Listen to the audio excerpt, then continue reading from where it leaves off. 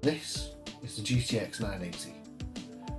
It comes with 4GB of GDDR5 RAM and it's on the Maxwell architecture, and it was first released in September of 2018.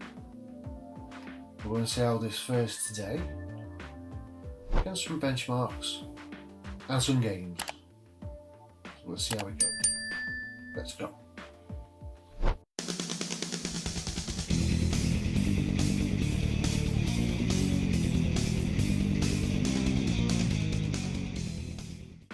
Okay, first up is superposition. At high settings at 1080p we see an average FPS of 58. Low settings of 1080p is 120. The high settings at 720 is 94 and lower settings at 720 is 123. Okay, so moving on to Time Spy Extreme. At 1440p we see a graphics score of 3946 with an average FPS of 24. At 1080p it's 4913 graphics score and 30 FPS. And at 720 we see a graphics score of 9783 and FPS at 61. So we can see in this benchmark that you really have to bring the screen sizes down to get over 60. So not brilliant, but still doable. Next is Time Spy. At 1440p we see a graphics score only of 4372, average FPS of 27. At 1080p we see a score of 6784, an average FPS of 42, so that's an improvement on the last one.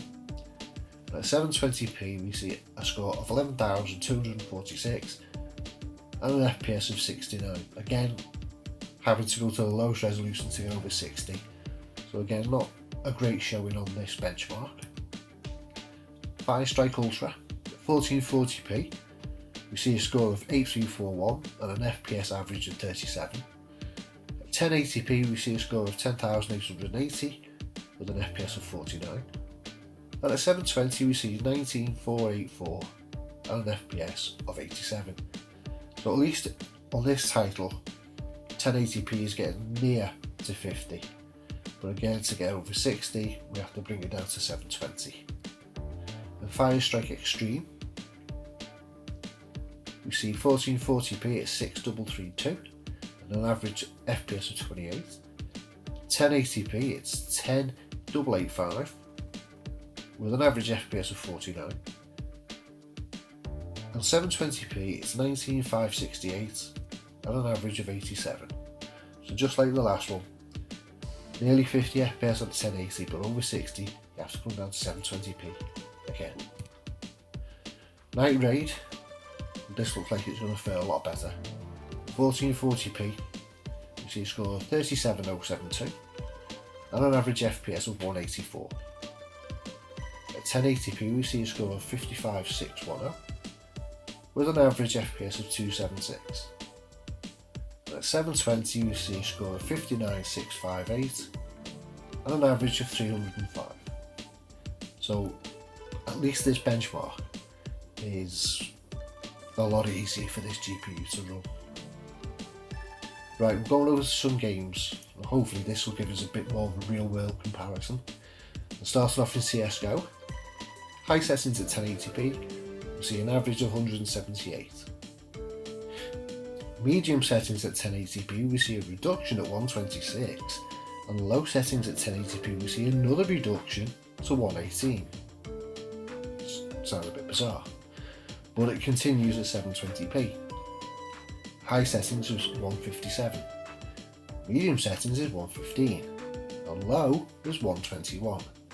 Very higgledy-piggledy, messed up sort of figures there. So high settings at 1080p is the way to go, it looks like, for this particular game on this GPU. Rocket League. At 1080p high quality we have 215 FPS, at quality at 1080p we have 242, and at performance at 1080p we see 276 FPS. So at least that is more of a linear upgrade as you come down on the settings for 1080p. 720p, at high quality we see an FPS of 250. At quality we see a reduction to 207. And then at performance we see 319. So nearly, except for that oddball quality one at 720p, we all seem to scale as you come down the settings. GTA 5. Very high details at 1080p. We see 107 FPS. At high settings at 1080p we see 115, and at normal we see 120. So not a lot to choose between them, which is good because it means you can go for very high and you'll still have 100 or more FPS. Very high settings at 720 is 108 FPS. High settings at 720 is 109, and then normal at 720 is 100. So again, not sure what's going on with them. Bit of a mix up of FPS, and except for the 108, they're all less than 1080p anyway. Okay, going over to Dirt 4. Ultra settings at 1080p we see 59 FPS as an average. High settings at 1080p we see 104, and at low settings we see 117. So this very nearly gets to the 60, but if you want to play with a lot higher frame rate, then the high settings is the way to go, and it's only a step down. It's not going to be that much different to look at. At 720p we see a similar situation where ultra settings is 102, high settings is 131, and low settings is 158. So again, with this game, it scales quite nicely. 1080p, again, I think 720p is just no benefit anymore to people. But 1080p with at least 59 FPS at ultra settings would be a very playable experience. Moving over to Unreal Tournament. Now this doesn't scale quite so well. So at epic settings at 1080p 115 FPS. At high settings at 1080p 128.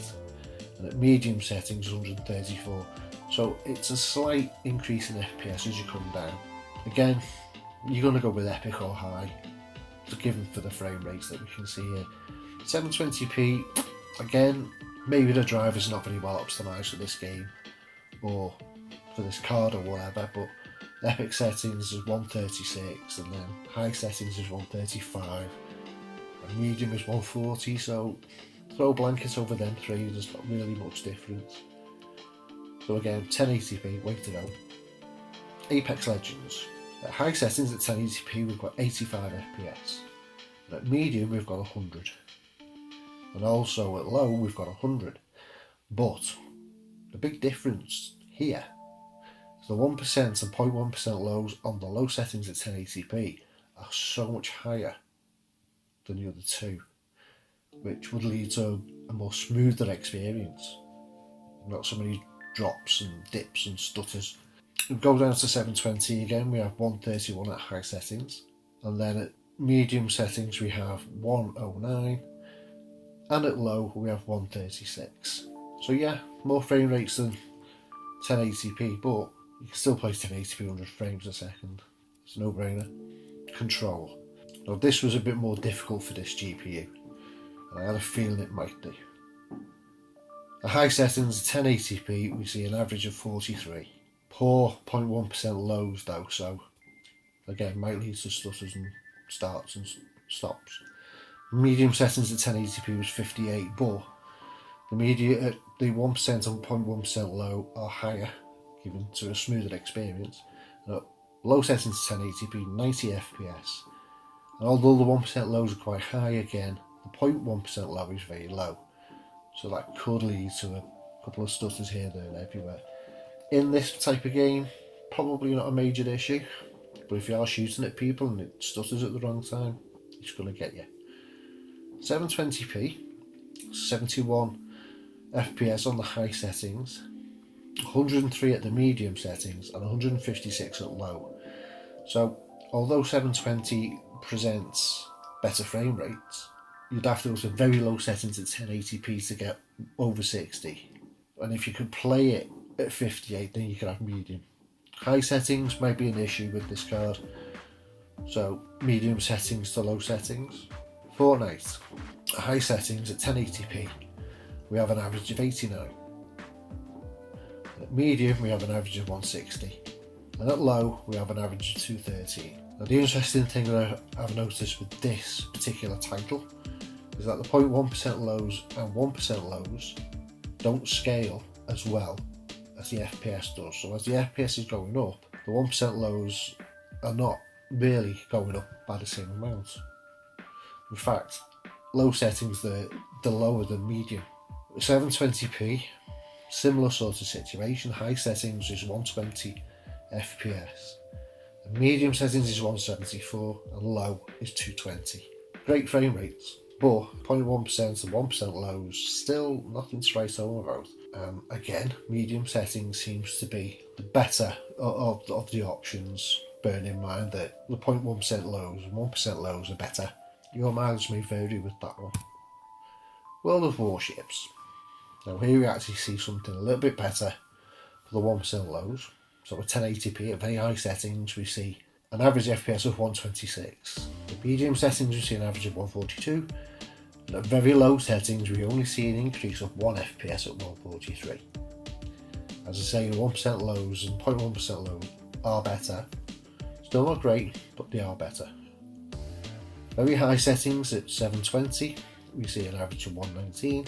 Medium sees 128 and very low sees 155. So the 720p scaling seems to be a bit better, but the 1% and 0.1% lows for the medium settings at 720 don't seem to scale as well as the FPS. Forza Horizon 4, because of the way this game doesn't allow you to record information regarding 0.1% lows and all that type of stuff, I've only got the average FPS.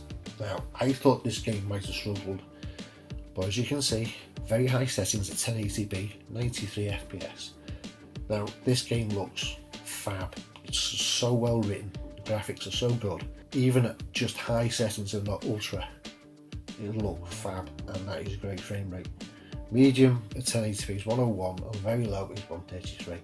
So if you were to crank the settings down, and it would still look great, 133 could be had. 720p, similar sort of story. High settings is 112, medium settings is 121, low settings is 157. But as it's becoming quite apparent, 1080p seems to be a good enough resolution to play at. Even if you've got to come down on your settings, at least then you don't have to drop down to 720. Crisis.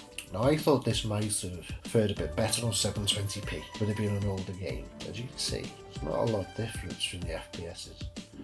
Very high at 1080p we see 116, high we see 144 and medium we see 234. So across the board there, very good FPS. 0.1% and 1% lows again are better than they have been. But at 720p we just see a carbon copy of the results. 1 FPS or 2 or 3 between them. Why would you want to run it at 720 when you can run it at 1080 and get the same FPS? As I said, I thought this game might have been a bit different with the age of it. Obviously not. Battlefield 5, 1080p. At high settings we see 59 average. Medium settings we see 60 and low we see 60. High settings at 720p is 48.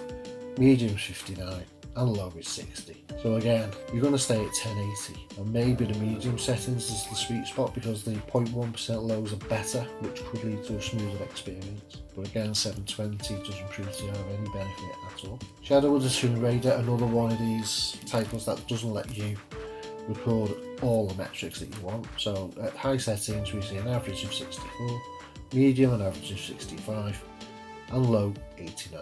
So the gap between medium and low is a lot higher than high to medium. So if you could play this game at 60 FPS, then high settings would be more than playable. At 720p this actually presents a benefit with 86 FPS at high, 91 at medium, 106 at low. At least with this title dropping down to 720, if you had to, would actually give you a benefit in FPS. So there you have it, the GTX 980 in all its glory. Bit of a mixed bag. I thought it might have performed a little bit better with it being wants a flagship GPU. However, I do have to say, given the current climate of 2021, which sounds like it's going to go into 2022, even this card, with it being at this point 7 years old, will prove to be a decent card for people to keep on using and just have to wait until things get better for upgrading. So it's not completely useless, it's the best one that I've had the luxury of testing. If I was stuck with an old 5 series, 600 series card, then I'd want to get hold of one of these myself. So there you go, hope you enjoyed this. Sorry for the audio quality, it's quite a special time of year in the UK with Geforce Fortnite bonfire night, a lot of fireworks going on. I don't know if they'll come through, but if they do, that's what they are. So if you like this video, give it a thumbs up, comment down below, give me suggestions, anything, I don't mind. Even if you want to give me a hard time, just go right ahead and do that, I don't mind. I hope to see you soon. That wraps it for this one. I'll see you in the next.